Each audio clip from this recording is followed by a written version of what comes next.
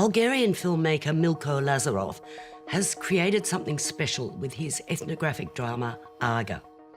Set in the wilds of Northern Siberia, it follows the lives of an elderly Yakut couple as they go about their daily routine.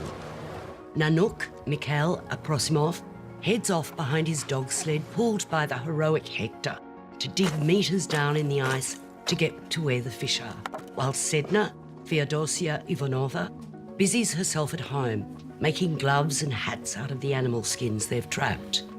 Their lives are laborious but somehow rich and creative. When their nephew, Chena Sergei Egorov, arrives in his motorised snow sled, it's like a visitor from another planet. But the outside world exists, as seen in the jet streams overhead and the Sol helicopter flying in supplies elsewhere. Their daughter Aga has left home to work in a diamond mine. There seems to be some cloud about her departure. But this film is not about plot, it's about the experience, and I urge you to see it if you can on the big screen. It is so beautiful. The camera work of cinematographer Kaloyan Bozilov is absolutely sublime, gas-making, and Lazarov frames his story in long, still shots that just add to the purity of the whole. The performances are just wonderful, totally unself-conscious and natural.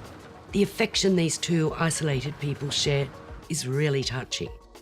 Aga references Robert J. Flaherty's 1922 documentary drama Nanook of the North, but there is no doubt about this being a constructed drama. There are references to spring coming early, to animals, particularly reindeer, not being around anymore. There is the sense that Nanook's and Sedna's lifestyle is coming to an end. There's a beautiful moment when, via Chena's transistor radio, they listen to Mahler's Fifth Symphony, and Nanook remarks that whoever made the music must have been sad. I was fine with this intrusion of the outside world into their cosy yurt, but when Penka Kuneva's score intrudes into the film near the end, something was lost for me. I missed the purity of what had gone before. But nevertheless, this is an enriching and wonderful ethnographic experience.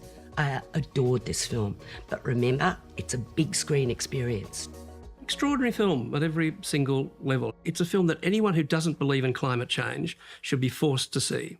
This is a film about the end of the world that's happening around us. These people are out there, their world is diminishing and our world is diminishing. Everything is disappearing. The things that sustain them, that sustain us, are going. Bit by bit, magically just disappearing as the world alters around us because of climate change. But it does it so subtly. Absolutely. It doesn't ram it down your throat. No, you see one helicopter go across, you see the contrails of one plane that suggests there's some world maybe somewhere else that maybe isn't even in this world. It could be up there somewhere. It is, wonderful, that scene where he just lies on the ice and he just sees that trail across the sky. The reindeer, they're reindeer herders. All the reindeer have gone except for a magical, mystical reindeer that appears to suggest there was a life before that meant something. Well, he was a reindeer herder. Yeah. They don't have a herd anymore. All gone. But then the film changes. I disagree with you about the music that changes towards the end because we go to a different world. He leaves. He goes to find the daughter. And we suddenly enter a world of the military, of weapons, of trucks loaded with logs, of dead animals on the road, and violence. And that's sort of like the last 20 minutes of the film. It's not really, and I didn't mind that. I didn't mind that him going into that world. I minded the music. That's all right. I didn't mind the music. Yeah, well, I just thought the music was suggestive of the change into that world. And what a strange world it is. This diamond mine becomes a kind of a microcosm of the destruction of our entire environment in so many ways. It's so honest and believable, and that's about all you can expect of a film.